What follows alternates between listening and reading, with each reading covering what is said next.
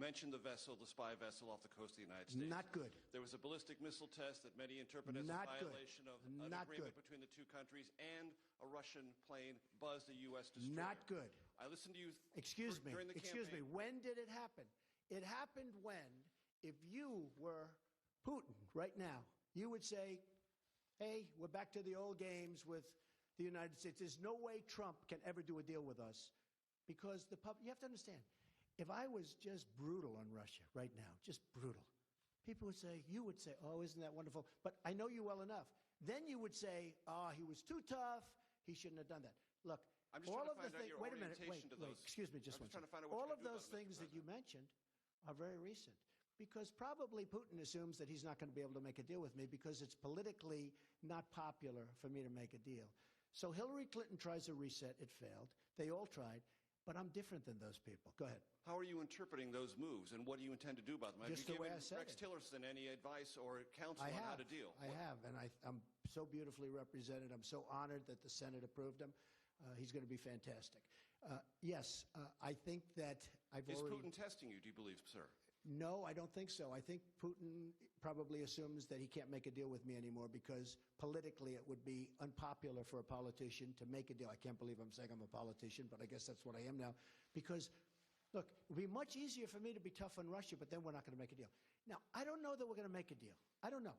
We might, but it would be much easier for me to be so tough. The tougher I am on Russia, the better. But you know what? I want to do the right thing for the American people. And to be honest, secondarily, I want to do the right thing for the world. If Russia and the United States actually got together and got along, and don't forget, we're a very powerful nuclear country, and so are they. There's no upside. We're a very powerful nuclear country, and so are they. I've been briefed, and I can tell you one thing about a briefing that we're allowed to say because anybody that ever read the most basic book can say it. Nuclear holocaust would be like no other. They're a very powerful nuclear country, and so are we.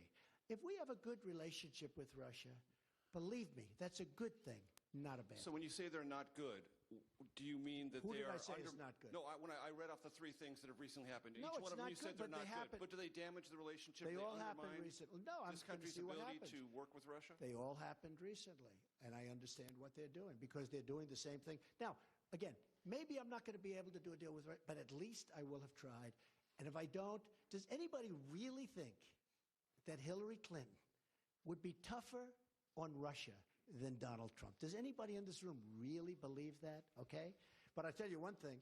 She tried to make a deal. She had the reset. She gave all that valuable uranium away. She did other things. You know, they say I'm close to Russia. Hillary Clinton gave away 20% of the uranium in the United States. She's close to Russia. You know what I gave to Russia? You know what I gave? Nothing. Can we conclude there'll be no response to these particular provocations? Yeah, I'm not going to tell you anything about what response I do.